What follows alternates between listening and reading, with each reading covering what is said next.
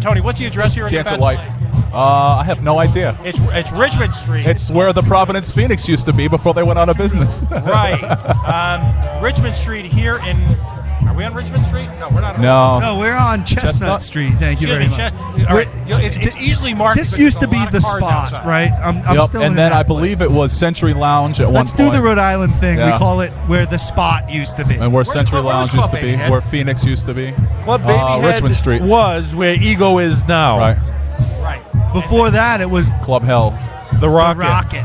Right. Ooh, that's going back. Yeah. All right. And now, to me, the biggest abomination on this street, Leo's, is now $5. Leo's Sandwich Shop? Leo's Bar. That's where the Starbucks is now, right? Which, by the way, since we're uncensored, I'll tell you this story regarding Club Hell.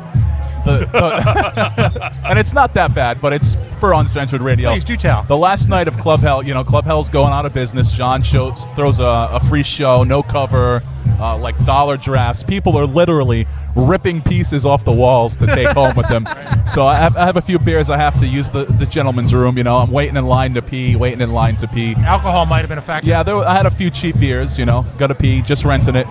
So I'm waiting in line. I really got to pee. So I see the stall. The stall door is closed. But sometimes the store door will be closed. There'll be nobody in there, So I say, I'm going to peek in there, see if I can pee in there. There's this poor guy sitting on the toilet with his pants around his ankles. The toilet was overflowing, and at the same time, he was throwing up. I don't know. That sounds like recycling to me. All at once, this poor guy. Don't we call that the circle of life? That is brilliant. That is absolutely brilliant. You could not write that. We've got a pretty diverse crowd here. Is that a former gubernatorial candidate? I see. Yeah. Yep. Maybe we should invite her on the air. I'm sure she would be. Is it Ann or Todd? I'm sure she'd be more than happy to talk about cannabis. Ann, come on over. And if you guys can believe it, we've been at this for 32 minutes now. Tony Jones here on Rhode Island Free Radio at rifreeradio.org. I'm with DJ Psycho Eddie. I'm with the PO Taxpayer and Dave Fisher from the Coalition. Online at coalitionradio.us. Cannabis. We're talking about cannabis. We're having a good time. Just tell us, why you're here tonight. Do you support what's going on? Hi, I'm Ann Armstrong, and I'm governor of Rhode Island. You're in the right place. And I think it's wonderful the legislation that's getting introduced in Massachusetts. It's actually sensible legislation. The legalization bill that just got put forward in Massachusetts has no plant limits for home grow, no weight limits in your own home, and when you go out, you can have 10 ounces of bud or 10 pounds of medibles. So that's sensible, and no sales, no stores, no business, no industry. Just grow it at home and have it. That's the way it should be. So would you think that the Rhode Island legislation lacks that kind of well, they're all about creating a little niche industry for their buddies. It's a revenue generator. And that's wrong. Now there's been incontrovertibly proven that cannabis is necessary for human health, that to deny people of it is tantamount to denying them of their right to life, because without cannabis you will get cancer and die, you will get degenerative chronic diseases and suffer and die, and to take cannabis away from people is denying them their right to life. It's wrong. And now it turns out it's just been a plot for money all along. It wasn't because it was bad. It wasn't because we needed to be protected from this dangerous drug. It was some select people can make money. It's time to stop that. I could not agree with you more, but you just sat down with one of the guys who talks politics in RI Free Radio. So what the one thing that I saw, like I saw you campaigning throughout the past year, and the number one criticism I have as somebody who is from like an outside person who's worked on campaigns before, looking at what you were doing, is you ran a largely one-issue campaign. Oh, I did. And I understand that the issue itself is a large part of kind of what's wrong with our society to you, but you didn't seem to make any overtures to the folks who are maybe looking at more than one issue when it came to you know casting what? votes. That's a very valid criticism, and early on in the campaign, I had to face that because at this point in time, I didn't actually want to be governor.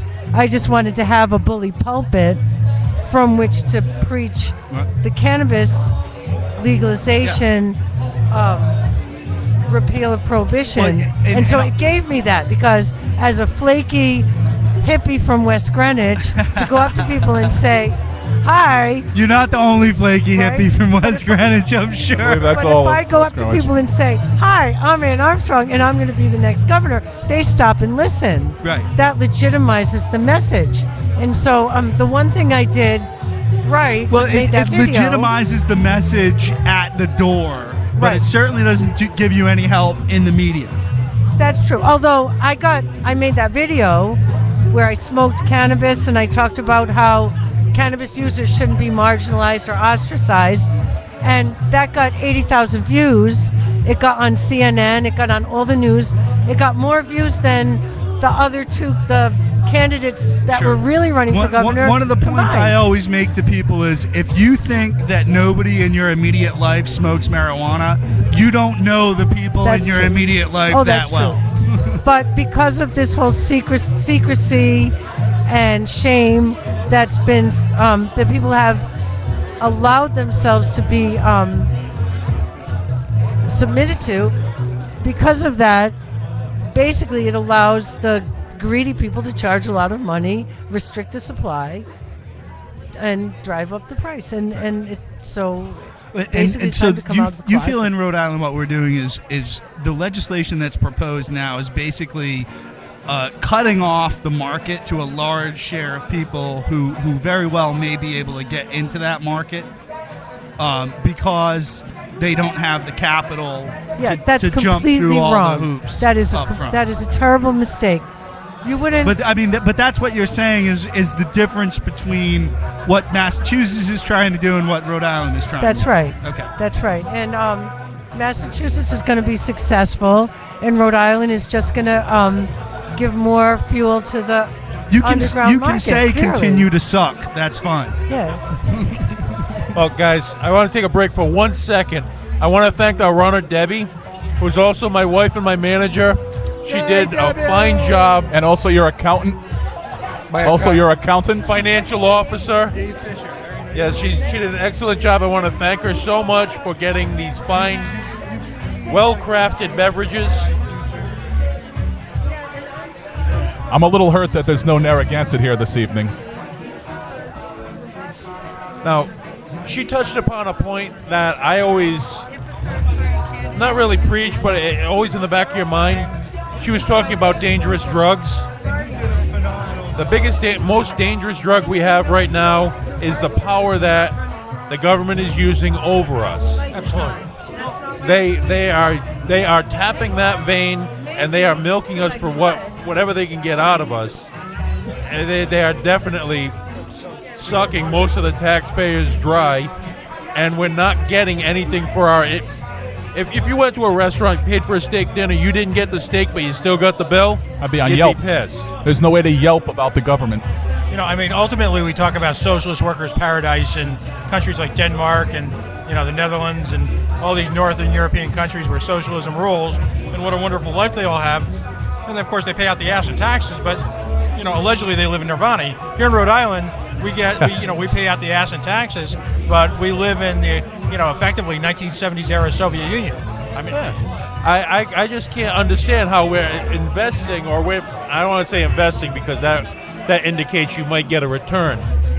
We're spending all this money for services we don't get, and if we do get them, they're so haphazardly done, you're better off not getting the services. right. I mean, there's absolutely. I mean, the school systems are terrible. The road, again, distinctly like a lunar landscape tonight.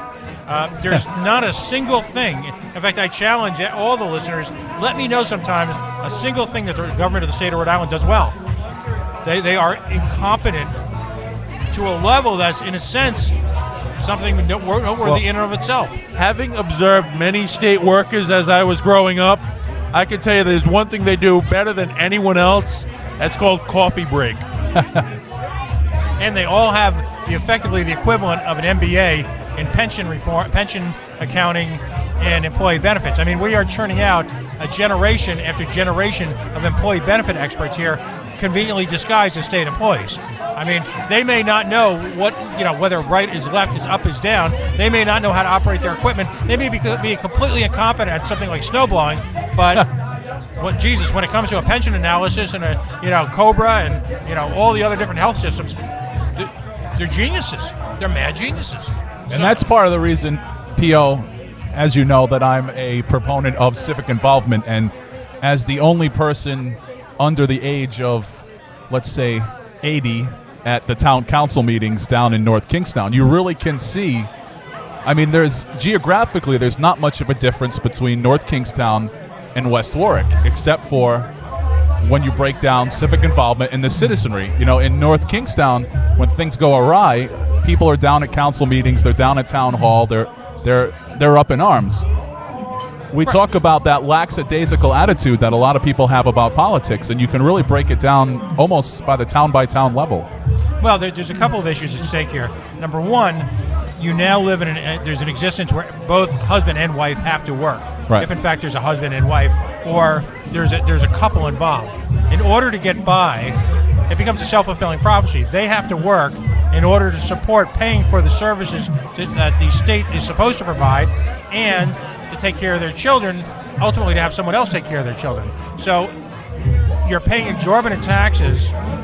You're disconnected from the community because you have to work around the clock to support those exorbitant taxes, and as a result, it's a dual impact. On one level, you feel like, well, I'm writing a big check. Why am I not getting this for free? Why isn't this town taking care of it? Or you're the other side, which is you're just trying to get through the day. I mean, I can't imagine having time to volunteer for something right now. And to that point, a lot of times we see, and we've talked about it before, we've kind of lamented it, a lot of key hearings at the State House take place on a Tuesday morning at 10:30 a.m. Well, guess what? I got a job. Well, when the roadmap hearings came up, I took to task the gentleman who runs the organization, oh, by the way, who makes $160,000 a year, to run a ultimately government-funded think tank, which churned out roadmap, for having a meeting at 9:30. And, well, that's when the state employees are available. Right. The whole notion of, God forbid, throwing in a few hours of, can I say the V word on radio? Volunteering is simply beyond them. There's no perspective. The guy was honestly astonished at the notion that he should give of his time at night, right, when he's not binge watching Netflix or breaking down the latest Chardonnay, to make it available for the great unwashed. I mean, frankly, we're irrelevant. They know better. They know what's better for us anyway. So why do we even need to be involved? So I want to swing it back to cannabis a little bit. When in Rome, as they say. So we have a small project that we're trying to get together right now, P.O. Taxpayer and I. We're going to bring some people together from all different political affiliations to talk about cannabis. So we're hoping to have former chair, well, I think he was chair, I think he was executive director of the Republican Party.